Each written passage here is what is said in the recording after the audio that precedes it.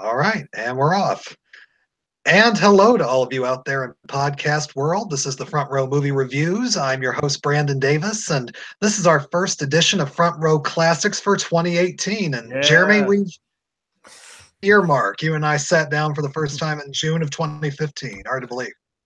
Wow. Yeah, I guess the front row is kind of going on a 3-year coming up here, because technically our first show was Avengers: Age of Ultron, which was definitely like a late May. Yeah. So we're almost there. Yeah, so we're getting there. But what better way to kick off 2018 with a movie that we've been putting off long enough for classics here? We're talking about the movie that is often ranked the greatest movie ever made, and that is Citizen Kane. And as I've mentioned here before, I've got Jeremy here with me, but also, first time he and I have ever been on a podcast together, we've got Lou with us. Hey, Lou. Hey, thanks for having me on. It's nice to talk about a non-guilty pleasure. I'm about to say, this is like such a different turn for you, man. It is. People, I'm losing my street cred by watching good movies. Hanging with the legit kids. I know. The only person. I feel so special. I'm hanging out with the elites. I said the only person this movie might be a guilty pleasure for is William Randolph Hearst, but that might be very true. But yeah, this is kind of the golden goose that we kind of haven't gotten to yet. So it's something we've been meaning to do, but it's Oscar time coming up, and this movie really only won one Oscar, so I can't really call it like a huge Oscar movie. But nope. We'll get to that later. There's a lot to unpack with this movie, and we'll get to most of it hopefully. But let's just start with you guys. Lou, when was the first time you saw Citizen Kane, and what were your first impressions of it? So I first saw this, I was trying to pinpoint if it was either late in high school or early in college. I don't remember which, because I'm a huge movie fan growing up, but admittedly a more contemporary movie watcher. And so who talks about how much they love movies. At some point I started bringing myself to watch some of the more classic movies. And so, well, you can't say you like movies without ever having sat through Citizen Kane. Mm-hmm. And I use that term because that's kind of what I did. Is I didn't really see the movie the first time I watched it, and so I sat down and I watched it like I did with some of the other classics. But this one, I'll be honest, the first time I saw this movie, I didn't get it, or I guess I said I don't. I think I told you it had a eating my vegetables kind of a quality. Yeah. Okay, well, this is good. And, I was a little lukewarm on it. I think part of it being the hype of this is supposedly the greatest film ever made. There's a lot of baggage that comes in with it. And so I watched it once, and I hadn't watched it for years. And then fast forward to the past fall, where I started teaching a film class, and you can't teach an American film class without showing Citizen Kane. So I made my students eat their vegetables. But when I watched it this time, my eyes were way open to it, and I was like, it really struck me this last time. And I think I messaged you after, is like, wow, Citizen Kane might be a pretty good movie after all. And so no, I really fell in love with watching it once I saw it again, and watching it again for this movie. I was just kind of really enamored with it. But we'll get into that as we go forward. Yeah, the thing that always gets me, and most of my friends, I think, watched it. It's because we watched it in my high school literature class, I remember, and that's the worst way to show someone a movie for the first time, because you're breaking it up into like half-hour segments over the course of 4 days, right. and you don't get any of the flow of it, and it's treated as homework, and so you're not seeing it the best way you possibly could. We did that the same way with Casablanca in my class. We watched it over 4 days from like half-hour segments, and I'm like, I'm sorry, you guys, this is the worst way to see this. But did you stand up in class and protest, Brandon? I should have. I'm not that bold, but I should have. So Jeremy, when was the first time you saw it? Actually, it wasn't the first time that you saw it, Brandon, but the first time I saw it was with you in college when we were going through the AFI's top 100 films. And of course, we saved this one for last. and naturally we went from 100 up, but it's Lou, like what you said about the whole like kind of eating your vegetables vibe, and I understand that because I kind of had the same experience in terms of, I think that it just comes with the weight of the crown of this being the top movie that so many people say of all time. You just have expectations, and I think what dampened it for me was that we, in our build up to it, we were watching the top 10 films of all time, and some of those are just ridiculously good narrative stories, but then you have this more art house picture that deals with a lot of big ideas and it really used film technology in a way that really hadn't been used widely for a while. And also just the fact that it was such a ragtag like team that put it together. Well, seemingly ragtag team, but like, these stage actors and this guy who was a Broadway legend, and they just let him have a studio for a couple of weeks. And, he hired this cinematographer that was like, he'd done some stuff for John Ford, but like, then he just kind of like, do all of your ideas, man. And they all hit at the same time. I think that there's just like, it was an overachieving film. And then you see how it influenced the rest of them. That's why I think it gets the crown. But when I saw it, yeah, I mean, like I thought it was a good story, and obviously I'm enamored with what Orson Welles is able to do as an actor. I mean, he's just ridiculous, and we'll get into that. But I wouldn't call it my number one film of all time, but I see why critics are so enamored with it. Yeah, yeah. What amazes me though is Orson Welles was 25 Oof. when he made this movie, and he was already. I don't even know what I was doing when I was 25. He was already considered this Broadway icon. He had already done War of the Worlds. He had already done all those Shakespearean stuff that he did. And it's so weird when you studied classic Hollywood like I have, and you think about 1941, and for a major studio like RKO to give the keys to the kingdom, which is literally what they did, to this 25-year-old and say, but we don't see footage till you're ready to show us. You make the movie that you want to make. That was a huge leap of faith. And of course, I mean, how many naked pictures did he have on those studio heads? Well, and a question I have, because I read this, and I don't know if this is part of the lore of it, or if this is, and so you can please fact check me, because I'm I'm new to this, but I had read somewhere that he started shooting 2 weeks in advance before the studios were aware, or he had told them they were in rehearsals, but he was actually shooting. So he was kind of, he got the keys to the kingdom somewhat, but he was also sneaking some stuff in through the back door. Yeah, that's kind of the myth. It was on the schedule that they were doing screen tests that day and camera tests, and he was actually shooting footage for the movie.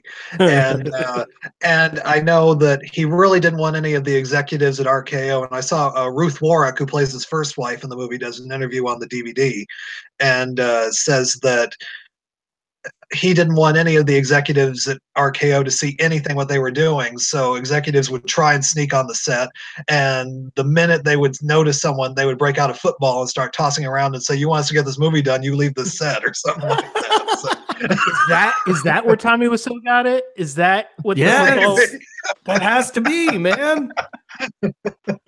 I'm telling you, though, I'll bet you those studio executives were very happy with their decision once those shenanigans started happening.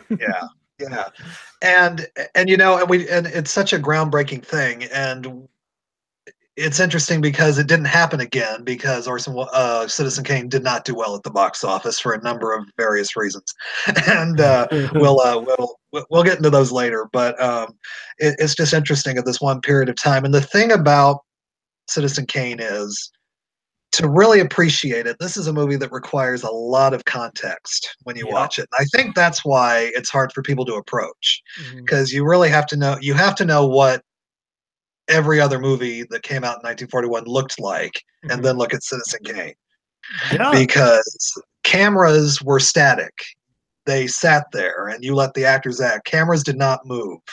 And here you have a movie where a camera is going through neon signs, it's going through tables, it's circling around rooms. You never saw ceilings in movies, and here there were these low Dutch angle shots where you saw the ceilings above people, shadows were covering faces.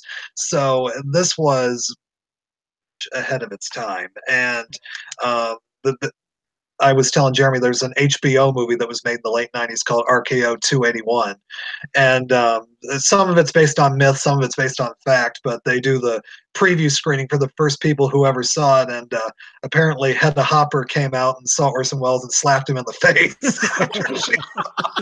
So, how completely believable. I mean, he probably made some come back and So yeah, it's, I mean, just an absolutely revolutionary movie. And Lou, I want to get your opinion. When you, I know that you said you were late in coming to classic movies, but just speak about just the look of the movie and the way the whole thing is done. Well, I think you hit on a lot of stuff. Is just the cinematography and the use of angles and the use of, you know, breaking away from the static shots. The tracking shots in this are just really phenomenal. And then the scope of it too, which we'll get to later when we talk about favorite scenes, but the stump speech scene, just when you see the grand visuals from there, and the kind of the crane shots or the aerial shots that are being composed of it, it's really outstanding. And the other thing that I wanted in terms of context is, this is 1941. We're only 14 years removed from The Jazz Singer. So sound in movies is 14 years old when this movie's coming out. And that's insane too, when you think about it. And so just to keep all of that in context of what had come before it and what you saw is really refreshing. So you're absolutely right when you say context. But the other thing that I think is interesting is, even if you don't have context, you can see this movie and see where your favorite filmmakers have ripped this movie off. Like the use of shadows and light, which remind me a lot of Raging Bull. And in the way that Scorsese uses shadows in that film, which is another black and white movie. And you can see, and that's considered that's his Citizen Kane in many ways. And so you can go all the way, 40 years into the future of a guy who is considered maybe the greatest contemporary filmmaker of all time, using those same kinds of techniques. Mm-hmm. Yeah. And go ahead, Jeremy. Yeah, even more, Lou, like that's something I hit on, is that more than anything, this film, the influence of this film is so amazingly undeniable. I mean, even in the fragmented storytelling, I can see a lot of what Christopher Nolan really excels at nowadays.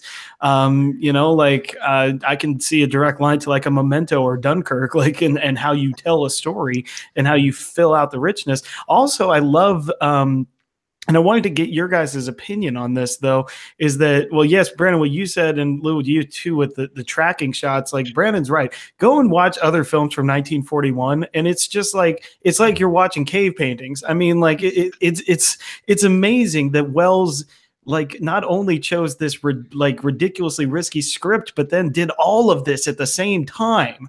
I mean, like, it really reminds me kind of, I'm a musical guy, so it kind of reminds me of George Seurat. He's like so far ahead, doing so many different new techniques that it's kind of like, whoa, man, like, slow down. Like, nobody's going to be ready for this stuff. And he's like, no, we can do it all now. Let's do it all now. But the thing that really stuck out to me this time was what you said, Lou, about the shadows and the light. And I was wondering, like, and I deliberately didn't look this up because I wanted you guys to answer this, but is there a reason that you guys have read or something in their context of why the reporters are always shadowed, why you never see the reporters' faces? I've never looked it up, but I have a theory as to what it is. I'm assuming Brandon knows, so do the theory first. Okay. Do the theory first and see if he's right, Brandon. the theory to me, because it ties into the opening scene, which is the newsreel, which is recapping the entire plot. Yeah. And it harkens back to Greek tragedy, where the chorus comes out on stage. They tell you everything you're about to see. And the reason they do that is because, and it's summed up in the line in with the reporters of, it's not enough to tell us what a man did. And they're telling you, Wells is telling you, right, this is not about a movie about what this man did in his life. This is a movie trying to get to who he is. Mm-hmm. And so the reporters are in many ways the Greek chorus. They are, and Thompson himself is the conduit for the audience. And so it's not about him, and it's not we're looking in on this man's life just as the way Thompson is. So, to make that deliberate choice of, no, he's not important. He's your gateway. But this isn't about his narrative journey. It's not about, how he grows. This is about him finding out who this man is, and that's what is trying to be told to us. That's at least what I got. I don't know. How close am I, Brandon? Oh, yeah. And I don't think Wells ever really spoke to it. But I think also that everything about this movie has to do with an enigma. And there's every nook and cranny is an enigma in this movie, so nothing is really well defined, and it's for what you can get. It's like what Mr. Thompson says at the end. I don't think we can really ever know the meaning of Rosebud. I wouldn't have explained anything. Like, no, so yeah, I think it's kind of keeping with the mystery of it, and you all mentioned already the plot structure. That's another thing. I mean, to look at movies from 1941, you've had movies that were told in flashback at the time, but you didn't have movies that jumped from time period to time period back again to the present. This movie is told because you'll look at a scene in one instance of the movie, and then you'll come back and look at it from like a different angle.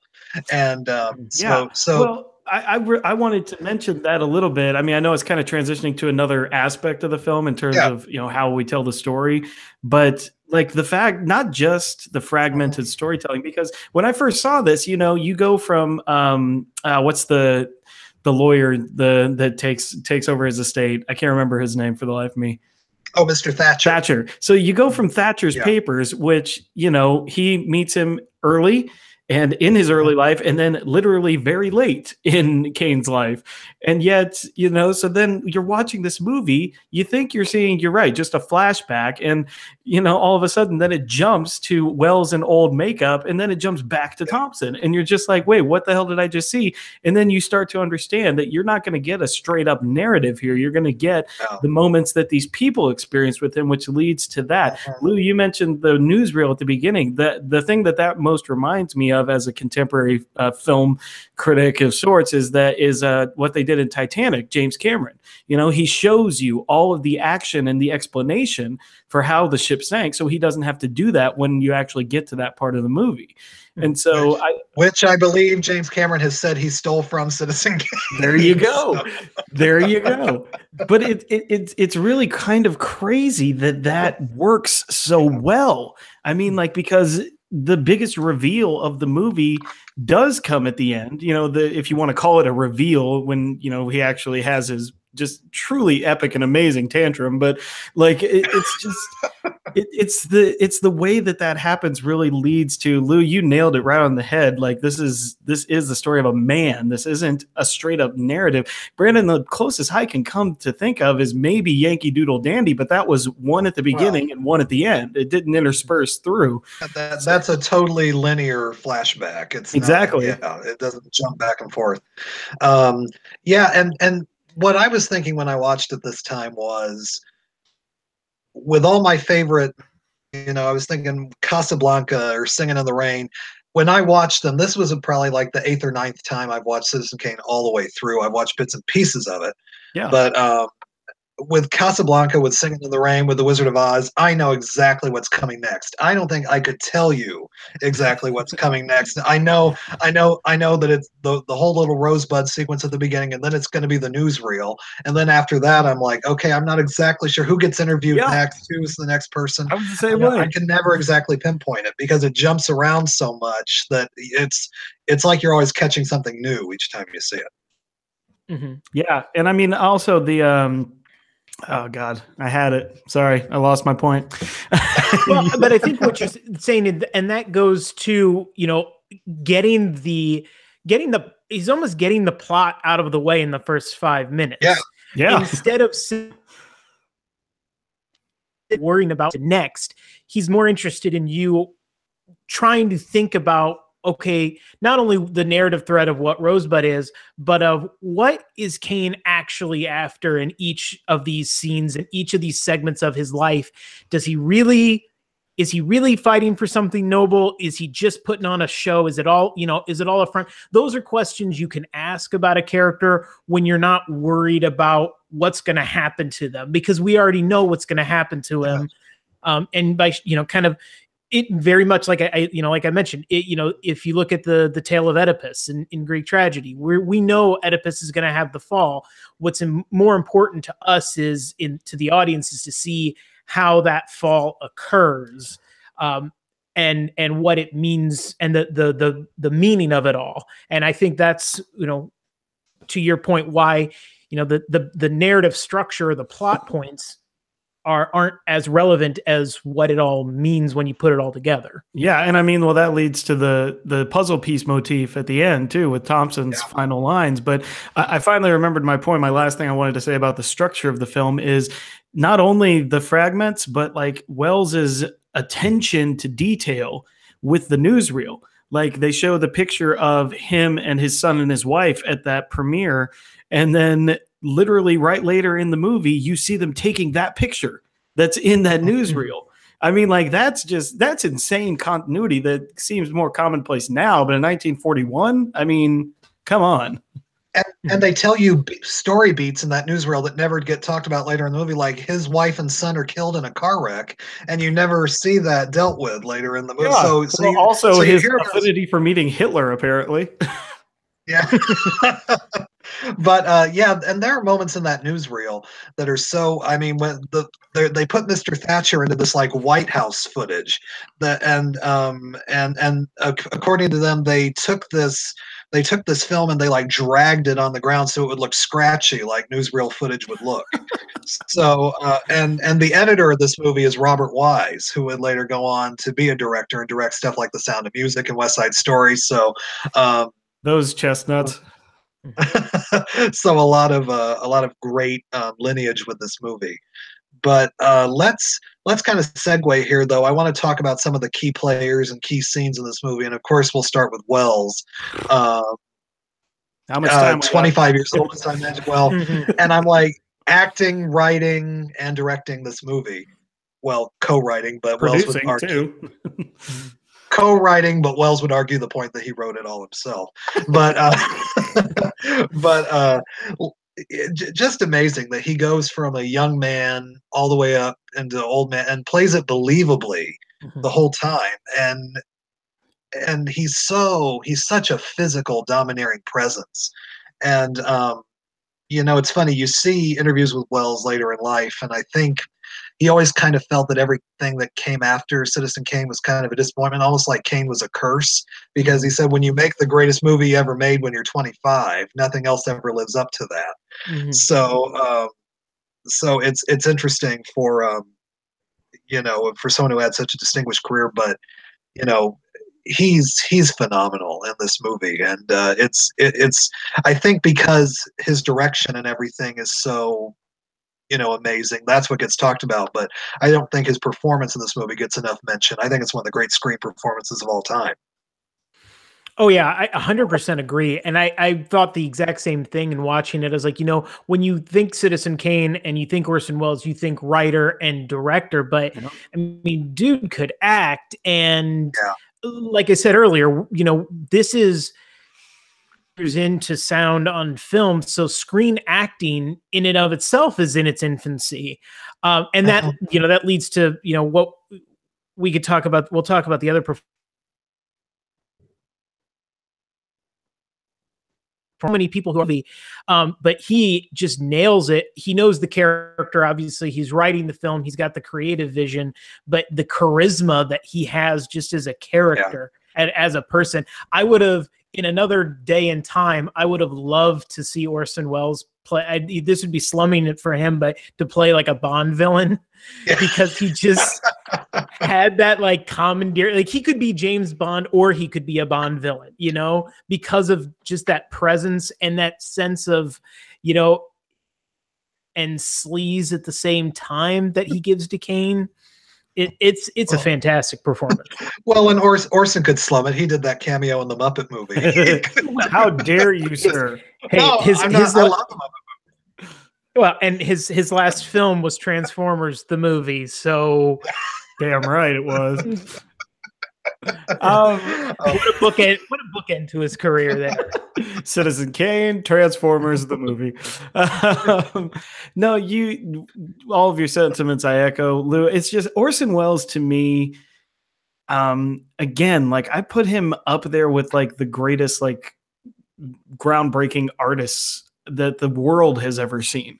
I mean, like I put him on the equivalency of like a Da Vinci and a Michelangelo and stuff. Like the things that this guy thought up, like, and you said it already, Lou, the things that he did that we just do as normal now. I mean, not even just in this movie, but the way he did stage productions, the way he did radio shows, like the guy was so ridiculously talented that I feel like, and you know, from certain biopics or biography books that you read, like you get the sense that he was like that. He was kind of manic a little bit in terms of he always had new ideas and he always had to get them out. And like RKO, like taking a chance on him, I don't know. Like if you ever like apparently saw any of his Shakespeare plays, it might have been an easy decision because the guy just knew how to entertain and he knew how to make things work. You know, I would have killed to have seen his Julius Caesar done in modern day fascist clothing and stuff. Like I would have killed to have seen that production.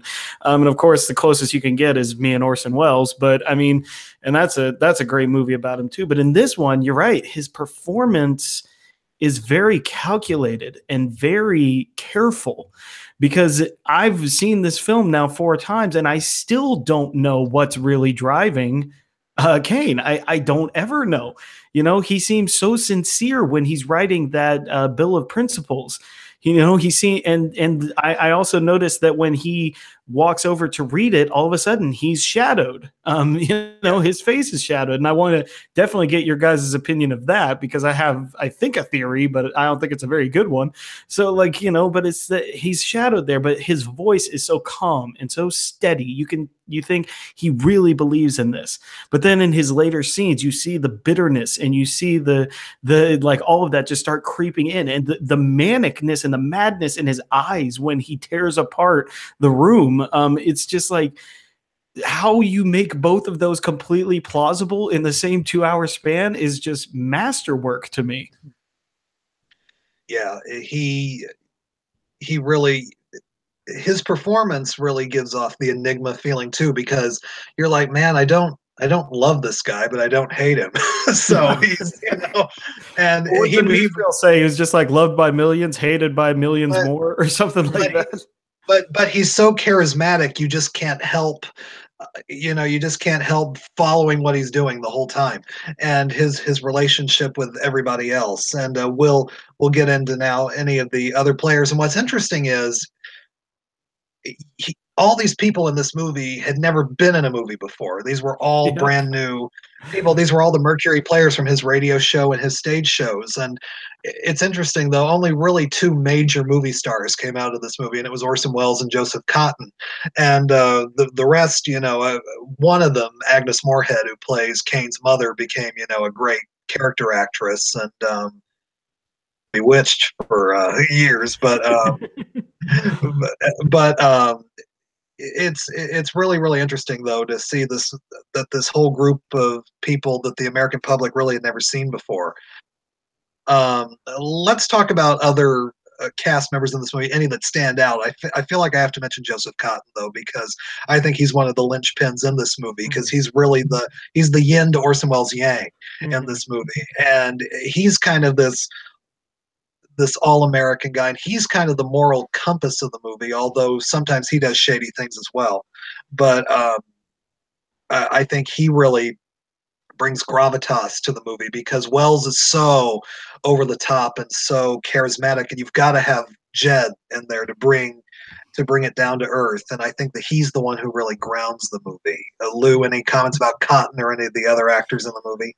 Well, yeah, I mean, to bring him up, what I find interesting about him is in his scenes as an old man, when he's reminiscing, he seems far less affected than I kind of expect him. He's very jovial in his conversations with Thompson, and he's trying to get the cigar and those, which is a fun bit.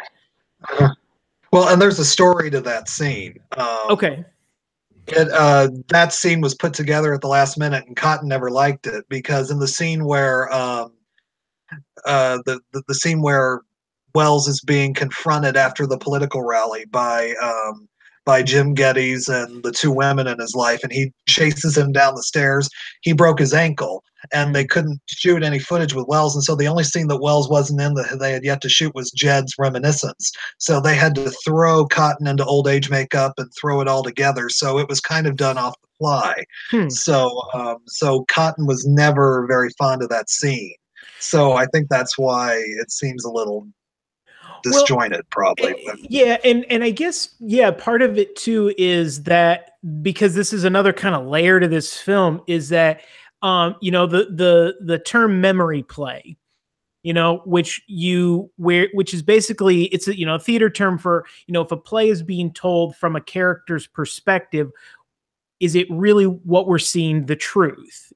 So when all of these characters get interviewed, we're getting their perspective of and how the characters are a little twisted. And so I guess that's what I found a little bit interesting about the difference between him as an old man and telling the story of kind of almost painting himself as a very, he's very self-deprecating when because he's telling basically about his descent into alcoholism and his relationship falling apart with Kane. So I guess that was the way that I took it in watching him.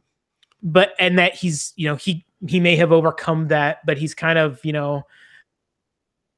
he's beating himself up a little bit too, but doing it in a manner that he seems to have made peace with himself, as opposed to Kane, who never made peace with himself until he died.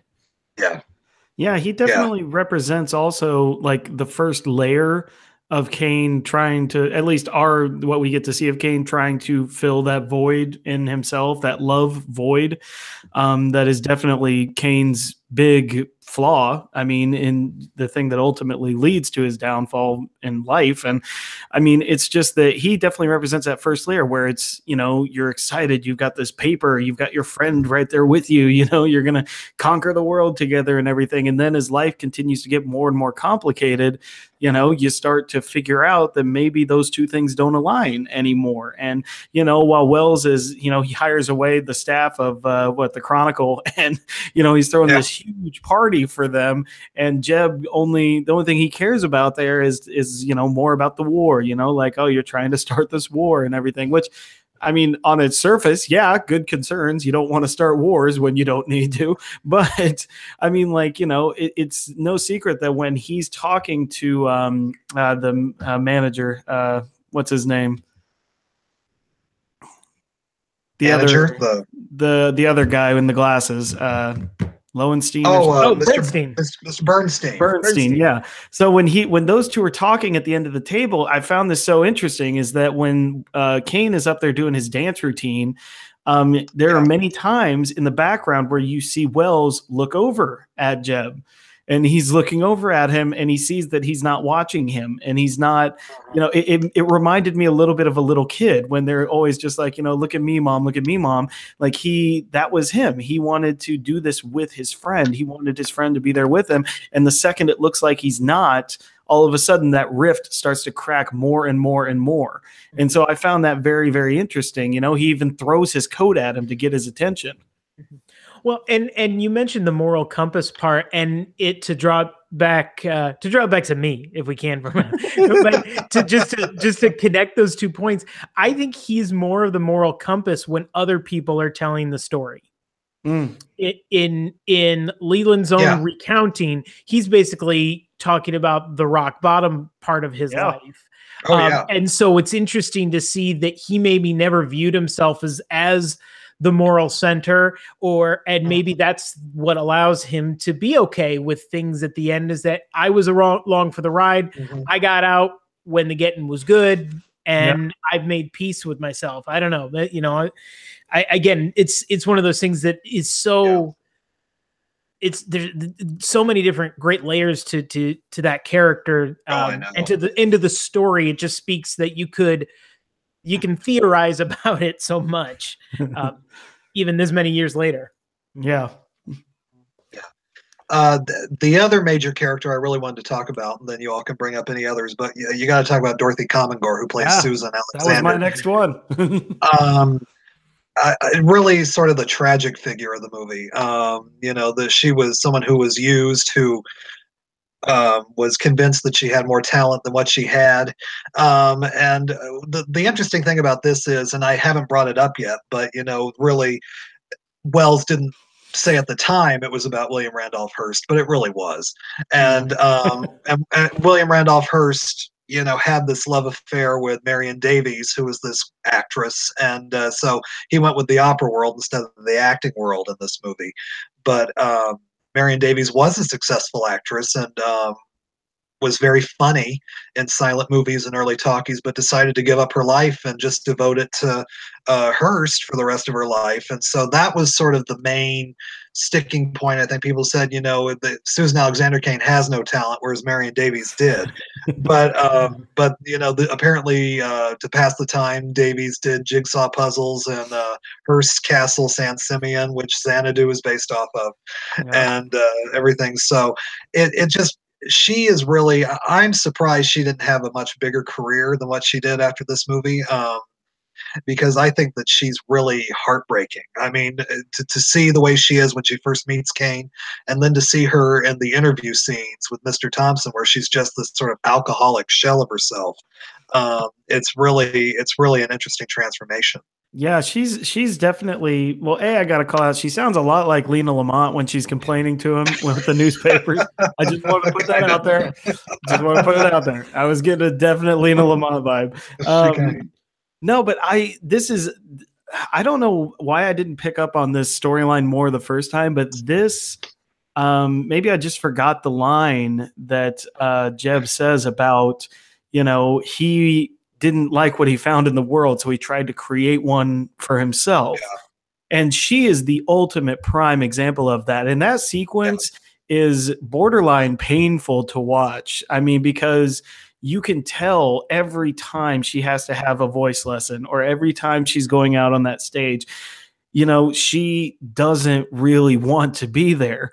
But and it's even worse after she reads all of those newspapers, and you know, he does that looming like stand up over her and is like, no, you will keep doing this.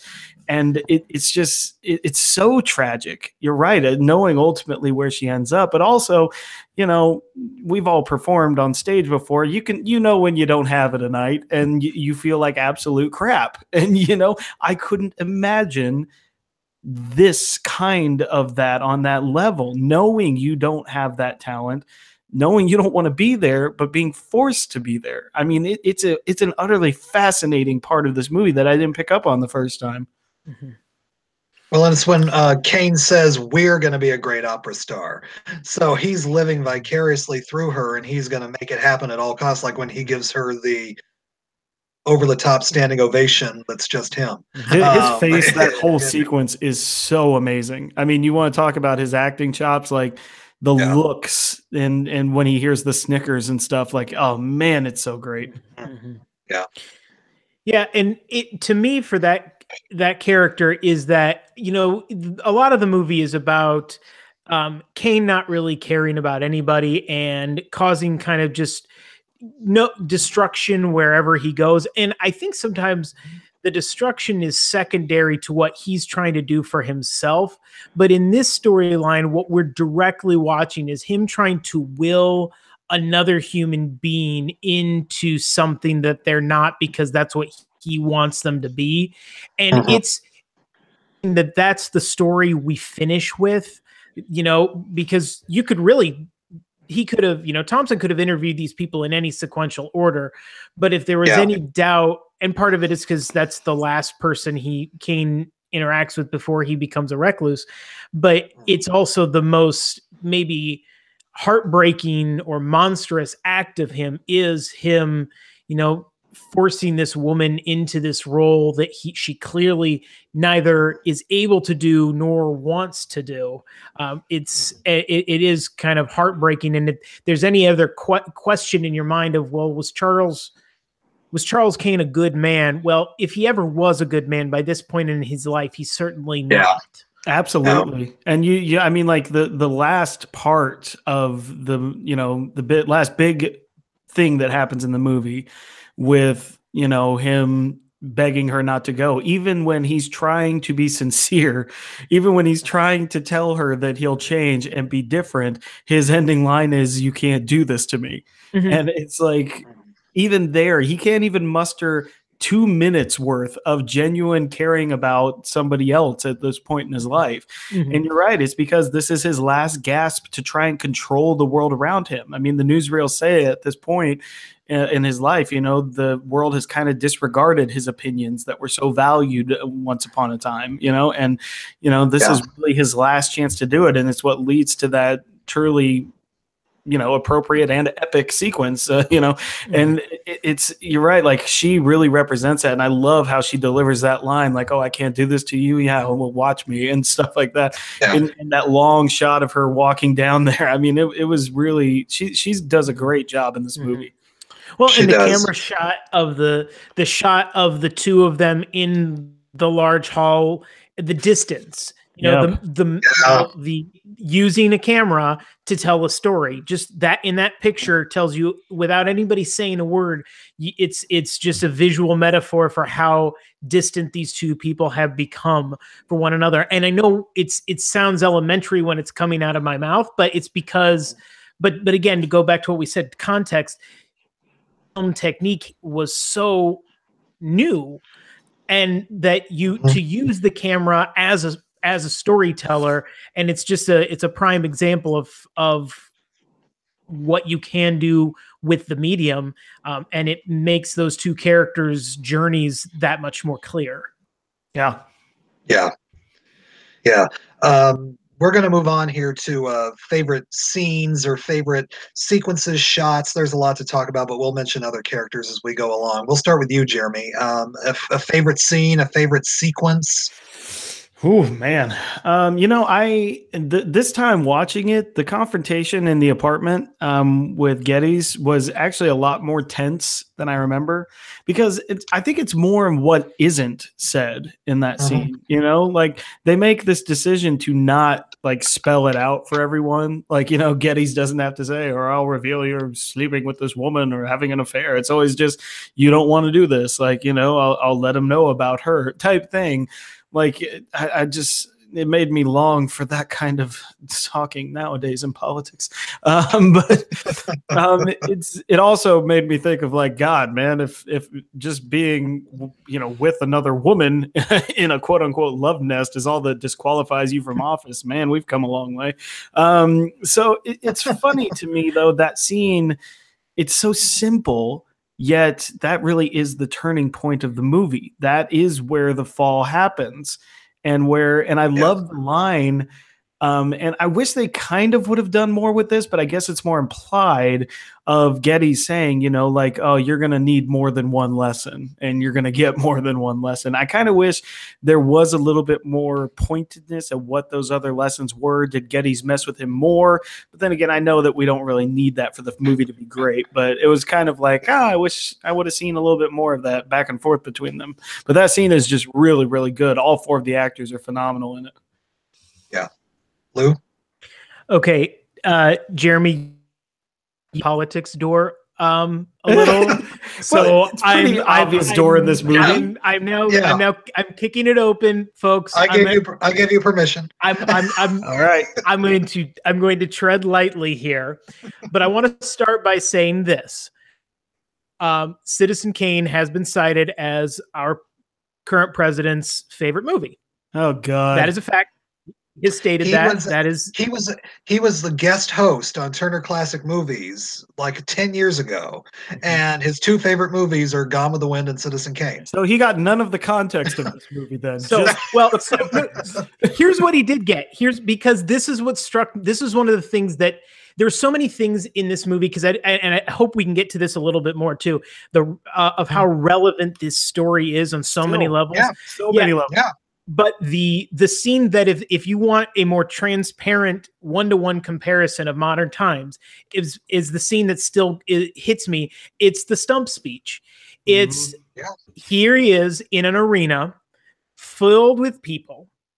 In one breath, he talks about how he is going to be the saving grace for the working class people, and in the next breath he says his first act as governor is to appoint a special counsel to prosecute Jim Geddes.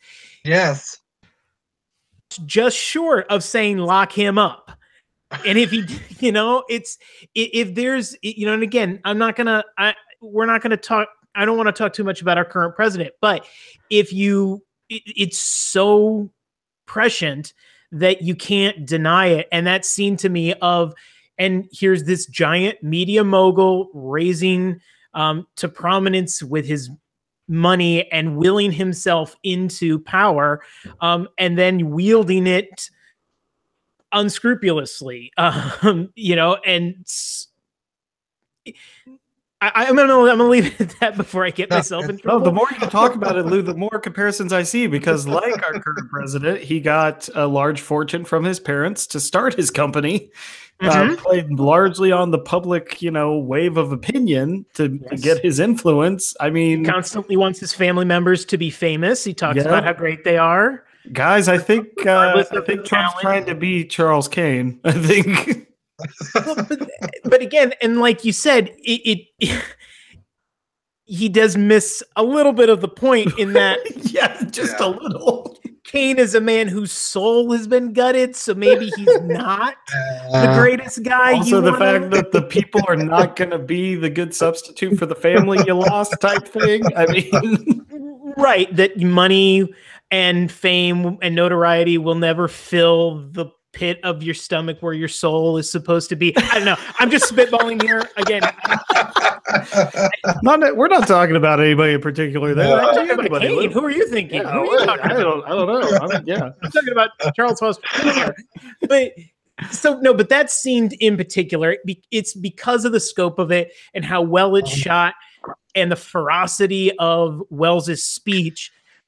In the context of 2018, like if you ever needed a time to watch Citizen Kane, that time really could be now. If you've never seen Citizen Kane and you don't think it has any relevance to you because it's an old movie, and think now is the great time. And that's one of the things that I noticed when I showed it to my students is they got it, and they really because there's so much to say, not just about Kane, but about journalism and the media. And again, that's where I was going. But I want to give Brandon his shot first. Yeah, go for it. Yeah, I was gonna tack onto the stump speech thing, and the amazing thing to talk technically again, but that scene is made up totally out of thin air.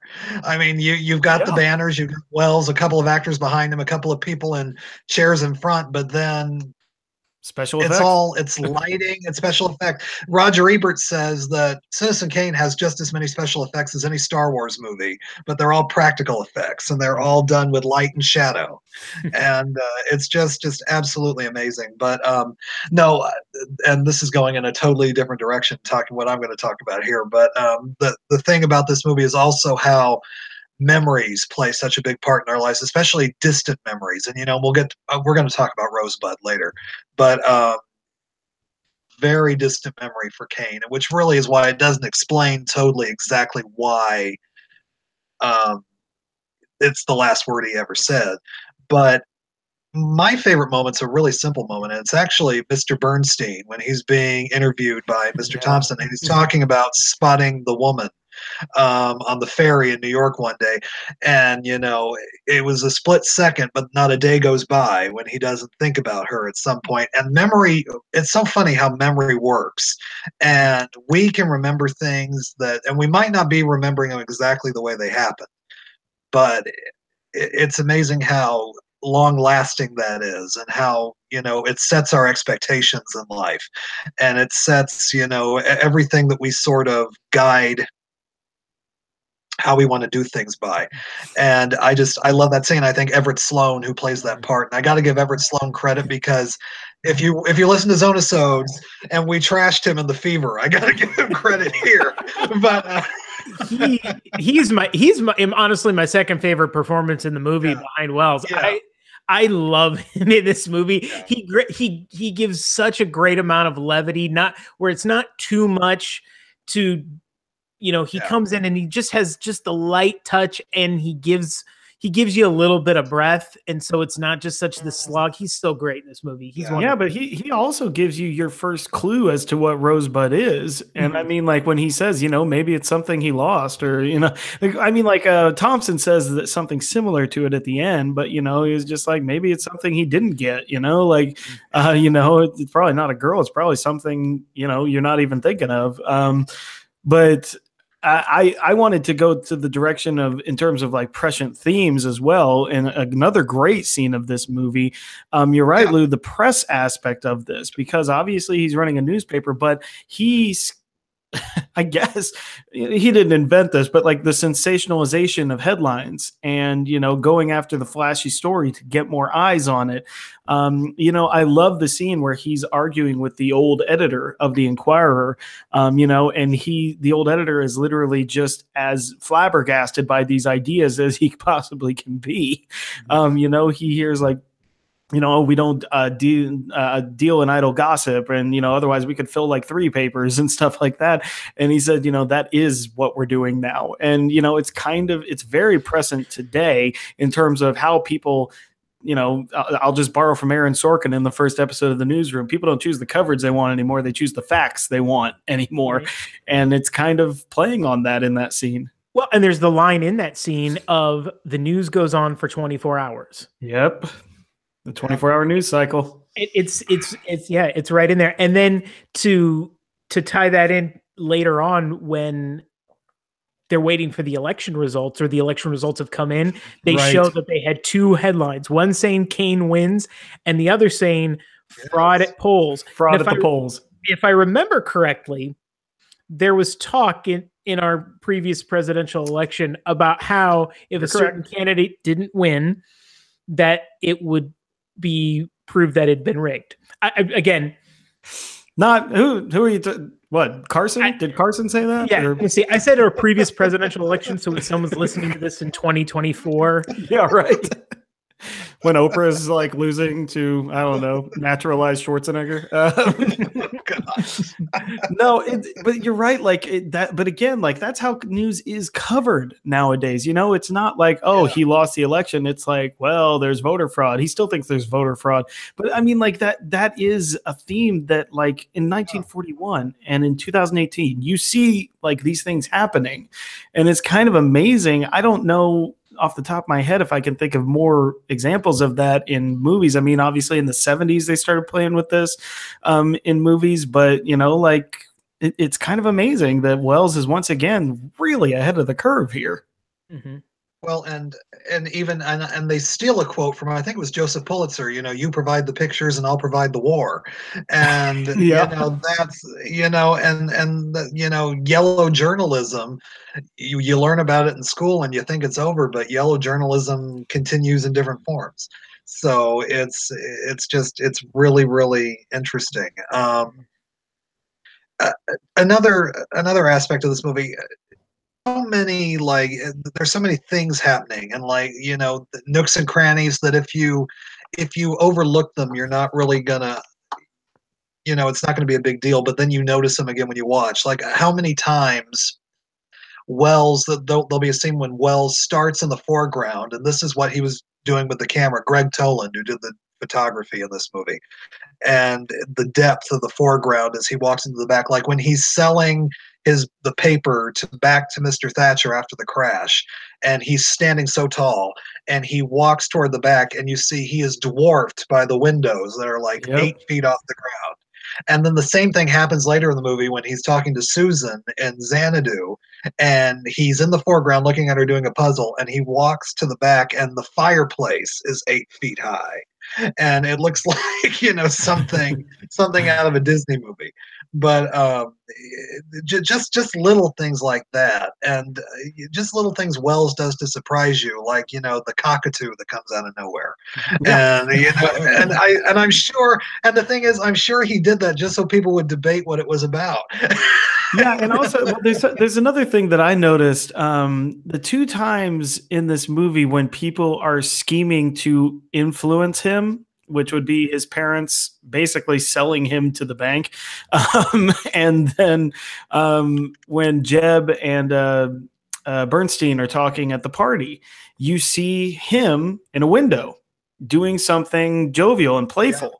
At the beginning, he's playing in the snow and throwing snowballs and stuff. And then in that scene, he's there dancing with the girls, being happy, being, you know, vibrant and everything. And it's when these schemes about him are happening, all of a sudden things start to crash down after that. I just found that really, really amazing. And that scene where his parents and Thatcher are discussing him, in any other movie in 1941, you would just see like a silhouette. That little boy is perfectly in focus, as much in focus as they are in the foreground. And his reflection during the party when Jed and Bernstein are talking about him, his reflection is totally in focus. So this is pristine cinematography that we're talking about here that Greg Toland did, and just absolutely amazing. And once again, stuff that nobody had seen in movies before. Right. Well, I want to get back with themes here. I wanted to get back to my question about when he's writing the Bill of Principles. Why do you guys think he is in shadows when he reads them aloud? It's for foreboding, I think. I think it speaks to the idea that I think Kane knows what to say, what the right thing to say is at a given moment. But I don't know if he ever internalizes it and feels it. Like he's in many ways, he's like a robot who is simulating love, or there, I am now comforting you. And, you know, in a much more, you know, he knows this is what will resonate with the people. And maybe he, I keep waffling back and forth of, does he believe what he says? And the more I think about it, the more I think, I don't think he does. I think he's trying to be human, but he never can do it. And I think that's maybe an effort, an example of him knowing the right thing to say, but not knowing how to put it into practice. Well, and the interesting thing about this movie is because these are all reminiscence about him, we never see Kane in any private moments. These are all when he is in the presence of other people. So we never really know how he really is. We just see him through the memories of these people. And, you know, and of course, even when he's dying, Rosebud, you've got someone had to be in the room to hear what his last word was. It never explains how that happens. The butler says I think the butler's like out of focus or not in the shot or something. Well, but and I thought about that too when I watched it the second time, because he yells Rosebud too before he goes to bed. Yeah, that's true. That's where it's like, is that literally the only word he says for the rest of his life?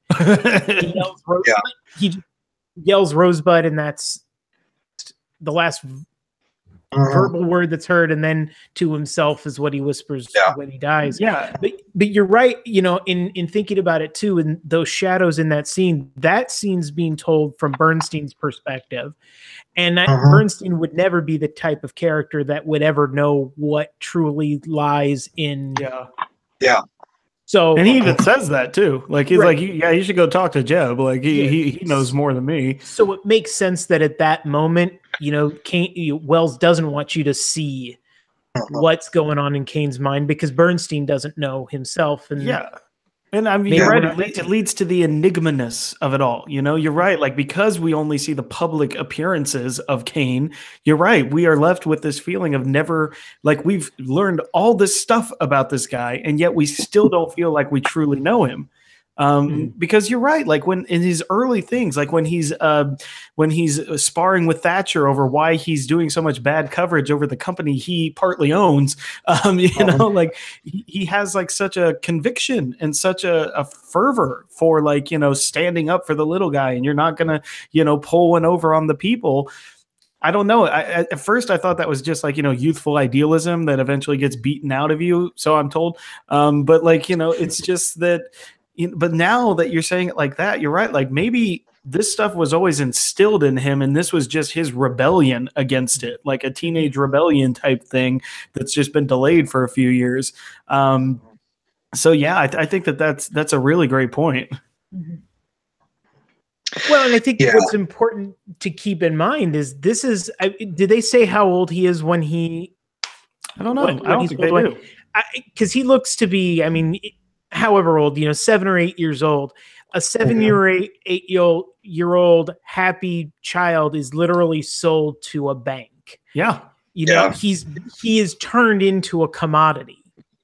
Yeah. And that's to me where you said something earlier about, you know, Rosebud maybe not, you know, still the connection to why he says it. To me, it's incredibly strong, because to me, that moment where he's playing with his sled is the last moment he's ever truly happy.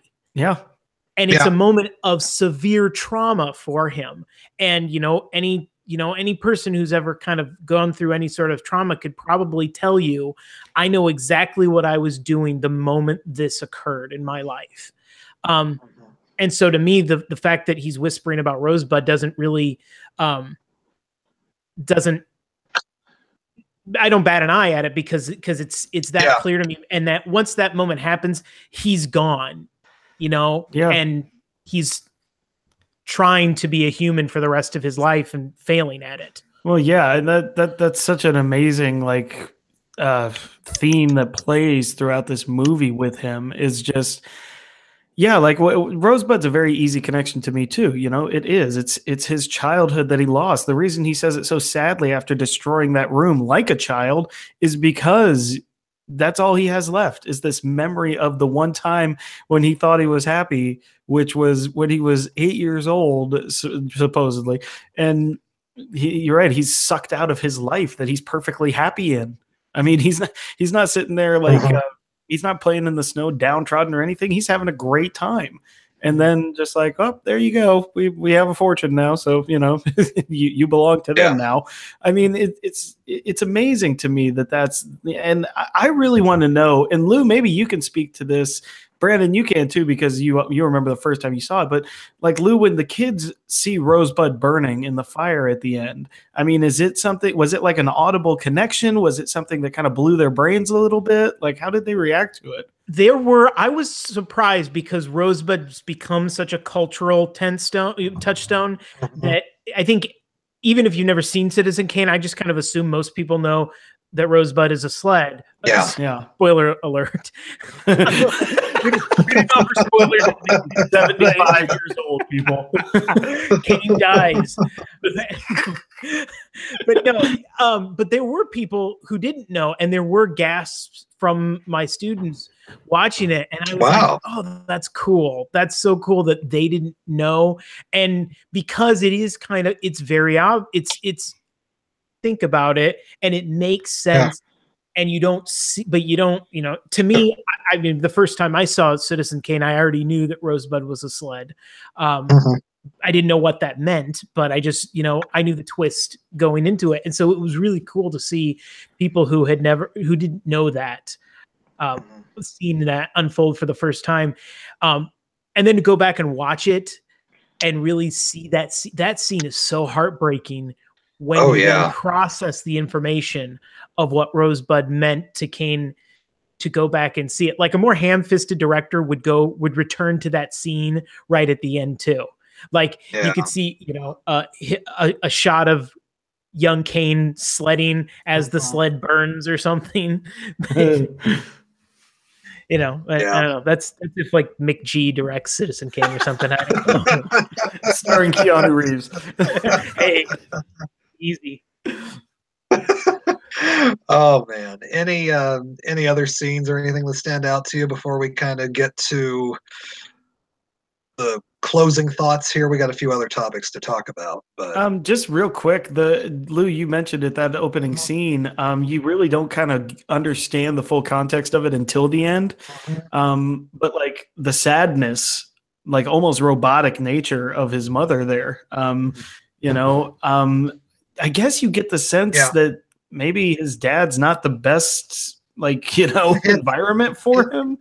It hints at that, because doesn't his mother say, "I'm going to send him to a place where you can't get at him" or something? Yeah, exactly. So, I mean, I guess that's kind of what they're getting at, right?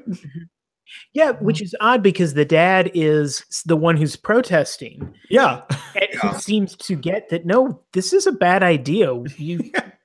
Maybe let's not sell our child to the bank. Or any children to banks. I mean, no, but it's amazing to me, like how, like, I don't know, like I thought maybe he's abusive to both of them. I don't know, like he is kind of a little slurry and stumbly. Maybe he's got some alcoholism like problems or something. But you know, Kane still is playing pretty happily. So I mean, it's a lot of stuff you infer from like a 2-minute scene. But I just found that scene kind of jarring this time because I don't know, it's in all the other technical aspects. So. Well, and those memories are coming from Mr. Thatcher, from his official. We're not hearing it from him firsthand, so we're hearing like these, you know, this canon that he's written, you know. So those are very foreign. You know, Thatcher was pretty. So these are very, you know, straightforward memories. But that's interesting how each person kind of remembers him in their own specific way, which is another great aspect of this movie. Lou, any other specifics you want to add? The montage of his first marriage, I love the efficiency of it. Yes, because it's clear we're not going to spend any time, because his first wife doesn't get a story because she's already dead at this point. So all we just need to know is, okay, the marriage was this, and we get this real quick montage. That's a brilliant montage. How it disintegrates, and it's so well executed. The actors, you know, nail it, and you can, in 2 minutes, you watch, you know, it's the reverse Up, where you know they start in love and, you know, end up going, and the marriage goes to hell. So I really like that a lot. And the theme of lost childhood, I think, is just something that sticks with me too. To say nothing of the fact of you know, there's a lot of things that are relevant, but I think what's universal, and this is coming from a man sitting in his basement surrounded by toys from his childhood, of that, you know, the connection that we hold to the times when we were more carefree. And in Kane's case, it's way more explicit than most of us. Hopefully, I'm not owned by a bank yet. yet, Lou. I've got a mortgage. So you know, you and me are owned by a bank. That can go sideways at any moment. But I just think that it's the humanity of Kane is his childhood, and that's what makes that payoff of Rosebud so impactful. And there's that scene that he has when he first meets Susan, of talking about going to a warehouse and how he heard, you know, it's a kind of a throwaway scene or line, if you don't think about it, but he went there specifically and started buying back his childhood, which I think Kevin Smith has said famously that, you know, most of our adulthood is trying to buy back our childhood. True. I'm so glad you brought that scene up, because I remembered it very starkly this time watching it. Yeah, like it's so quick, but like what happens if he makes it to the warehouse there, you know, and finds Rosebud? And, you know, I mean, I think it's a clear implication that's what he's trying to do. He wants to go there. His mom has just died. He's remembering, that time of his life. I think the clear impression I got was he was going to find Rosebud in this warehouse. And what happens if he finds it? Does his life take a different turn? Does he remember a little bit of that happiness and try to recapture it? It's a fascinating scene. Oh, yeah. Yeah, there's a lot of great what ifs in this movie if things had just turned a little differently. As we get kind of toward the wrap up stuff here and the final thoughts and everything, this story, I mean, we could do a whole podcast just about the aftermath of this movie, but so long story short, word got out to the Hearst people, who Hearst had his people, and I mentioned Hedda Hopper, but the other big gossip columnist at the time was Luella Parsons, and she worked for Hearst Papers. And when she got wind of what this was about, she did a very in all the Hollywood papers, sort of urging all the other Hollywood moguls. And I think Hearst even went to Louis B. Mayer himself, saying, "You need to get together with all these people, with Jack Warner and all these other studio heads, and buy up this movie, because if not, we're going to remind all of America that Jews are running Hollywood." And and there's a scene in RKO 281 about that. He said, I wonder how Middle America would feel that their thoughts and dreams were being run by a bunch of Jews, is what he says. And so they were threatening to do all that. So there was a plot by all the other studio heads to buy up the movie. And of course, because of Wells' deal with RKO, they couldn't do that. But no review or advertisement of Citizen Kane was ever put in a Hearst paper. And so and there was a big boycott. So half of the big media at the time didn't even promote it. So that's why, it really did not do that great. And George Schaefer, who was the head of RKO, because it didn't do well, was let go, and a lot of things happened. But it was nominated for 9 Oscars, only won 1 for the screenplay. It's interesting, though, 1941 was the year of Citizen Kane and the Maltese Falcon, and the Best Picture winner was How Green Was My Valley. which Everyone loves which is a lovely podcast movie, coming out. Yeah, that's the next podcast. People are clamoring for the How Green Was My Valley podcast. We've done one on Falcon and we've done one on this, but it'll probably be. Years it's only fair then, Brandon. I mean, it's only fair. But it was rediscovered in the 50s, actually, in Europe. Because of World War II, it wasn't shown in Europe when it first came out. So when Europe wanted to catch up on the American movies they missed during the war, Kane was one of the ones that went over there, and a bunch of French critics recognized it and started celebrating it. And so it was in the late 50s when Kane started this renaissance and started gaining in popularity. And it was never, I guess, a mainstream popular movie, but started to find its footing, and then it started showing up on 10 best lists. And then, of course, the American Film Institute sealed the deal in 1998 when they named it the #1 movie twice in a row, then again in 2007. And it was at the top of Sight and Sound's poll for I think 7 decades, until Vertigo beat it and was #1 a couple years ago. So that's kind of the major question I want to sort of conclude with now. Its status as the greatest movie of all time. Is it? I certainly can make the argument for it, but is it true? Jeremy, we'll start with you. Yes, that's it. Now, it's such an interesting question, because we're talking about art, and art is subjective. And so the thing I find the best, somebody else can find the worst, and we can both be right. So that's the joy of movies. This one, you're right. I love that you just said that phrase. You can make the case that this is the best film of all time, and it's a very damn good case. Just based on, you can make that case on influence alone, let alone acting or storyline or cinematography or anything. Maybe I've been spoiled with my time growing up in the age of straight narrative filmmaking. But for me, when you and I did our personal top 100s back when the Front Row was a blog, a WordPress blog, we both listed Casablanca as our number one. And I don't think that even with this viewing and even with this amazing discussion about it, I still don't know if it would, bump Casablanca for me, because that story is just so easy to follow in terms of what it means to each of those characters and how well it flows in and out.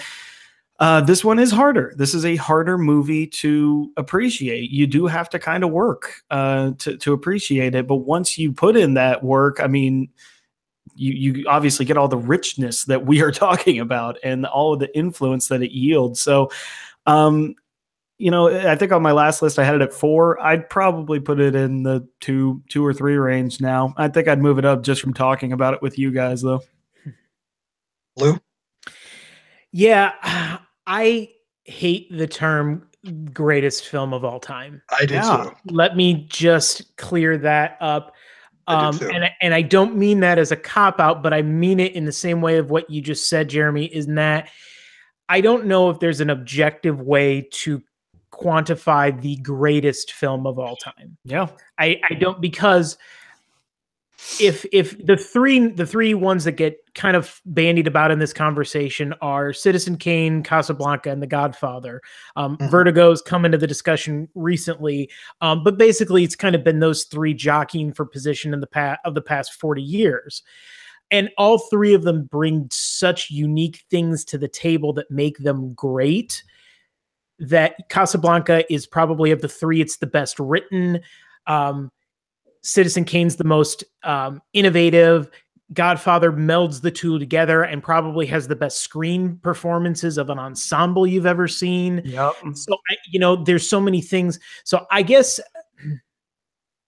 I'm not mad at anybody that wants to put this number 1. I'm also not mad at anybody that wants to rearrange any really of the AFI of the top 5 necessarily. Yeah. I mean, I can't be mad at you. I would rather see the conversation move towards what maybe the most influential films, or most, I guess the most important films in film history, and if you're talking important, I think it probably is the singular most important film in American film history, for all the reasons we've talked about. All of those other movies are important for their own reasons too, but none of them happen without Citizen Kane. So I'll say, if you give me Casablanca, Godfather, or Citizen Kane, I would take Godfather first, Casablanca second, Citizen Kane third. But that's also maybe based on personal viewing preference. But I can't argue it's probably the most important American film ever made. For me, I think I read Pauline Kael, who was a film critic in the 70s, said this, and I think I kind of agree with it. Citizen Kane is a masterpiece, but it's a shallow masterpiece. There's no warmth to it. And I think maybe that's where my preference, I would take Casablanca over Citizen Kane, because I think Casablanca defines more of the magic and the romance of going to the movies, and Citizen Kane doesn't necessarily do that.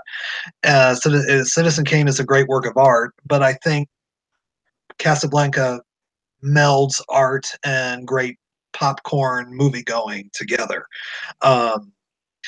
So I think that's kind of where I land, but you can't discount, when you have guys like Spielberg and Scorsese and William Friedkin and Peter Bogdanovich and all of these filmmakers that came in the 70s, which is the decade that really revolutionized the cinema. Yep. They all look back to this movie as one of the landmarks. And, and when you think about, as we've mentioned before, the movies that have stolen from it and have used its strange form of storytelling and the way that the camera works and everything, you really have to appreciate it. And I'd agree, Lou. I think if we were doing influential movies of all time, I don't think there's a movie more influential than Clear Citizen number Kane. 1. Yeah. So it's really, and I love looking at lists, and I love when people make lists, but after I'm done with them, I'm just like, really, Does it really matter? Because no, just watch them all. Watch them all. I'm You're gonna gonna, get amazing I'm film gonna, viewing. because I'm gonna love the movies that I love no matter what, even if you say this one's better than this one. Right. There is, you know, we're educated moviegoers, so you can tell what's a good movie and what's a bad movie. But but everyone, but you know, there's no accounting for taste sometimes. But but what's you know, yeah, I have no problem with people who've ranked it number one over the years just because of that Citizen Kane brings with it. And I don't think any other movie brings as much baggage because it really is kind of it's a revolutionary movie and yet it's sort of telling like an American story about, you know, someone who came from nothing and built himself up. Of course, it goes terribly wrong, but it really is telling this very simple American story while doing all this revolutionary stuff at the same time. So it melds both worlds so well together. Well, and I'm so glad that you just said that because it speaks to the title, which is Citizen Kane. Yeah. It's about a man who's an American citizen living the American what is perceived to be the American dream, which is to have all the money he wants and all the power and still but the emptiness that comes with that, I think is awesome. But it does is what you kind of pointed out too.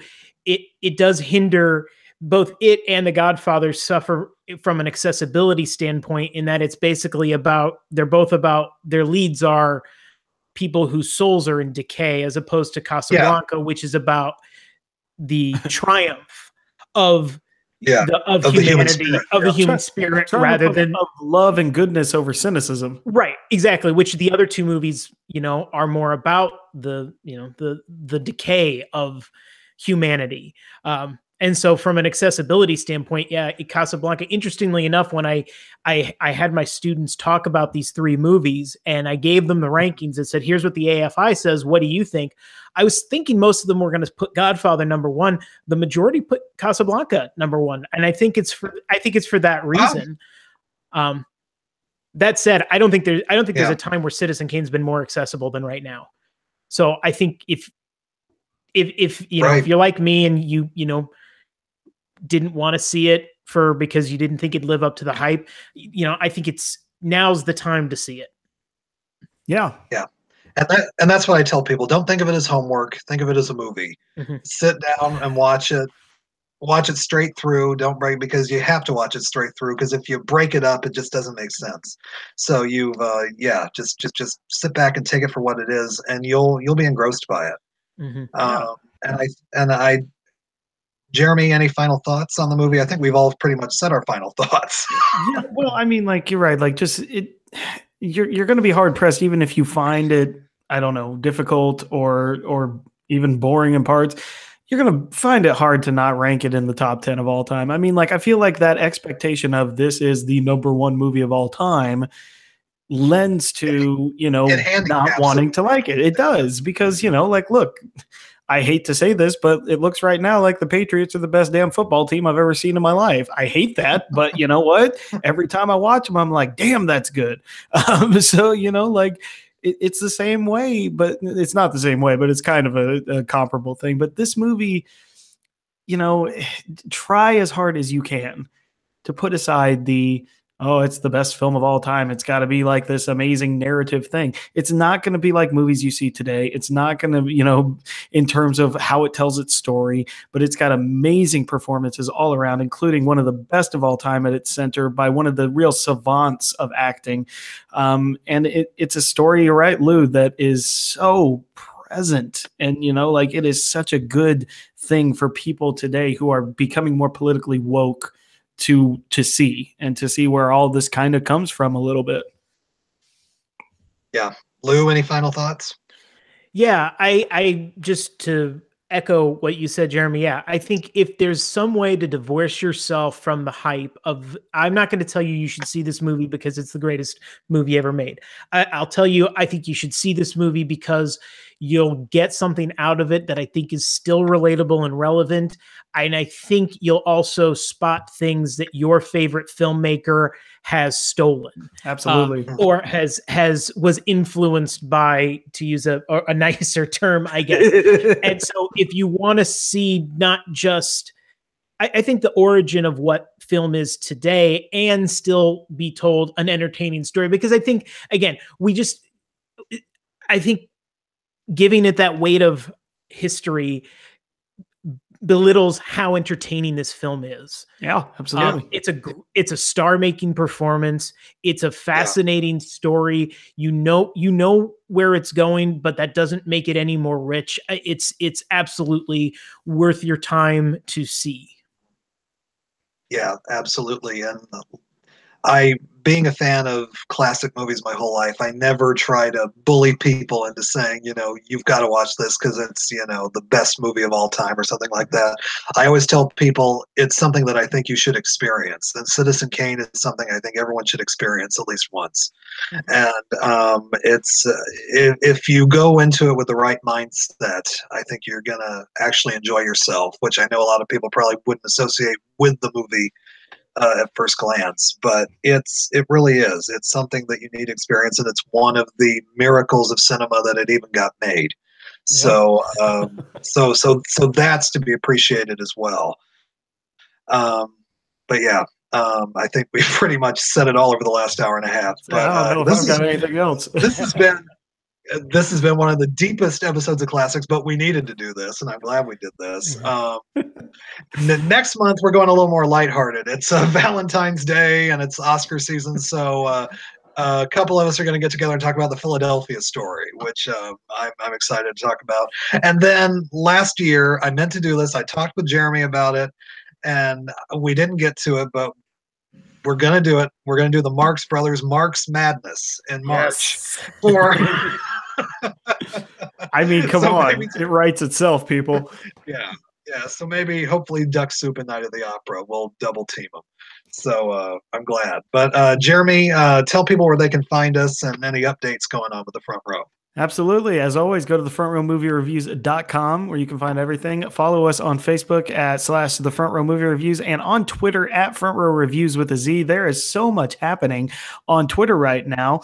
And I'm going to let Lou tell you a little bit about the biggest thing happening on Twitter right now because it's directly related to his show. Yeah, that's right. So February's episode of Guilty Pleasures is still up in the air because we are leaving it up to the listeners.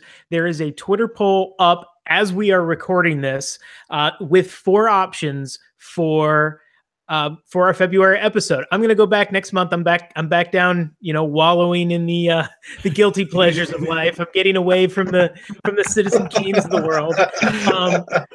But we've got 4 good choices. We've got Overboard. We have Serendipity, and we have Safe Haven, which may be the Citizen Kane of Nicholas Sparks movies. Who knows? I mean,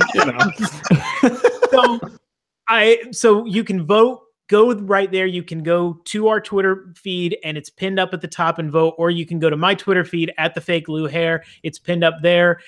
So vote, and whatever wins, that's what we're going to do for our February episode. So it's going to be up through January 22nd, I believe, is when it goes down. So if you're hearing this before January 22nd, go and vote. And if you missed out on that and say, "Damn, I wish I could," well, follow us on Twitter. So if we ever do one of those again, you'll be aware. I mean, we got like 50 some odd votes in the first 24 hours. So, I mean, I'm thinking we'll probably do something like that again. Oh yeah. It's a lot of fun. And it's just fun watching the results come in. We've got kind of a battle going on between Overboard and She's All That. I was about to say those two are battling right now. But we could see a sleeper. We could see, Safe Haven from behind, man. Don't never count out Nicholas Sparks. No. But I tell you, Lou, I was so sad I wasn't on A Very Brady Christmas. I can quote it. I believe that. Just to tell you what's closing out January, though, very exciting that Beyond the Mouse, Craig and Vanessa and Brett, they are going to be guesting with the Disney Dads podcast on their next episode. We don't know what their movie spotlight's going to be yet, but that is going to be a podcast crossover to end out the month. Also, Scott's going to be bringing you the next episode of Flashbacks on Good Morning Vietnam. And then we're also going to be giving you comprehensive coverage of the Oscar nominations, which are coming out January 23rd. That is a Tuesday. Normally we release on Mondays and Fridays, so we will be waiting till Friday to give you our full breakdown of that. But that is also going to be here in January. And we have a couple of really, really big announcements coming for February. I can't say them yet to the public, but I'll let you two know after we stop recording. But there's big stuff coming for the front row. So stay tuned to those social media channels. Very good. Well, as we wrap this thing up for all of us and Charles Foster Kane, I am Brandon Davis. I'm Jeremy Geckner. And I'm Lou Hare. And we will see you in the front row.